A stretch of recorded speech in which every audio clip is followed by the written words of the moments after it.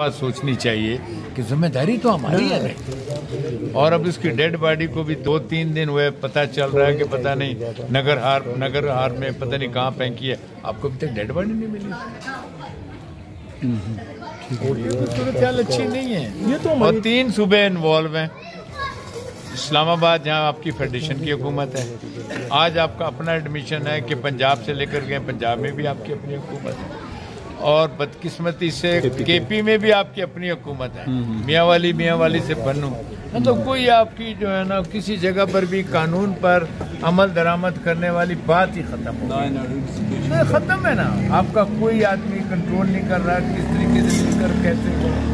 कोई छोटा जानवर नहीं उठा कर ले गए बंदा, और वो भी मतलब फोर्स का जो कि जर्री होगा कोई। ठीक है, ये चैलेंज सारी फोर्स के लिए आया है, ये सारी हुकूमत के लिए आया है।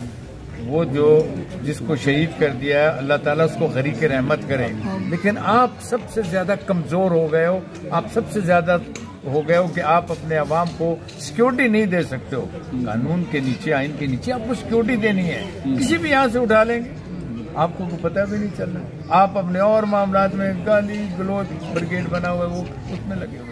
ये मौजूदा हुकूमत की अभी जो 3 माह की कारकर्दगी है, इससे कुछ सेटिस्फाई है? ये मैंने आपको क्या बताया। अगर आपको बताने के बाद इसको नहीं तो आप महंगाई आपको नहीं, गैस की प्राइस, तेल की प्राइस किसी ने शोर नहीं किया अभी तक, बिजली की प्राइस, यूटिलिटी की, ये जो आम खाने पीने की चीजें हैं, पूछिएगा ना आप जाकर जो बेचारों को सुबह से लेकर शाम तक 2 वक्त का अपने बच्चों को खाना नहीं दे, कितनी महंगाई हो गई है।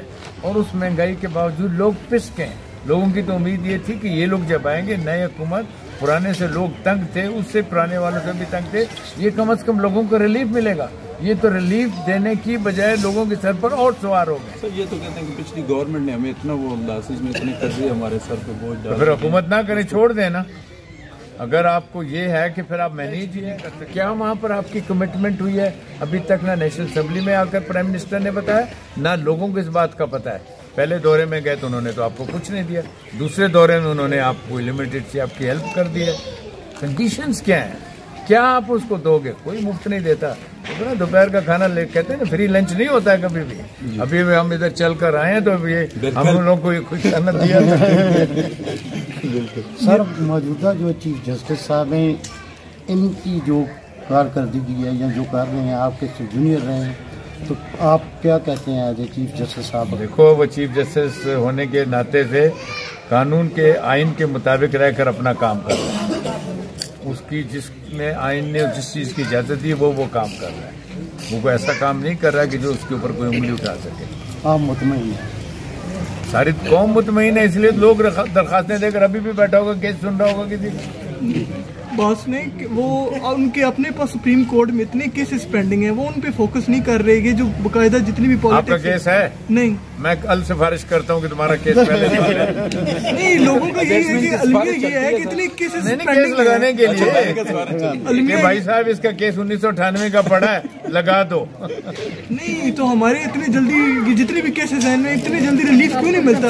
कई सालों केस चलते रहते हैं। नहीं, उसको मेरी बात सुने, देखें, ये केस जो ज्यादा चलाने वाले होते हैं उसमें बहुत से फैक्टर होते हैं, लोगों के इंटरेस्ट होते हैं। एक आदमी जो मतलब मुद्दालय होता है ना, वो तो कोशिश करता है कि इस प्लाट के ऊपर मेरा कब्जा रहे, 10 साल तक रहे, गैर कानूनी तक रहे। हम लोगों ने जब तक अपने आप को नहीं ठीक किया ना कि हम एक दूसरे के हकूक की जो है ना पासदारी करें, हकूक दें, उस वक्त तक सिस्टम में यही नुक्स होगा। या तो सऊदी अरब वाला कानून ले आए, हाथ काटें, 10 लोग इधर फिर रहे होंगे, चोरियां खत्म हो जाएंगी। इसमें रिफॉर्म्स आनी चाहिए। रिफॉर्म्स लाना हुकूमत का काम होता है। हुकूमतों ने कभी इस तरफ कोई दिलचस्पी ली नहीं। तो क्या मैं एक टेलीफोन सुनूं?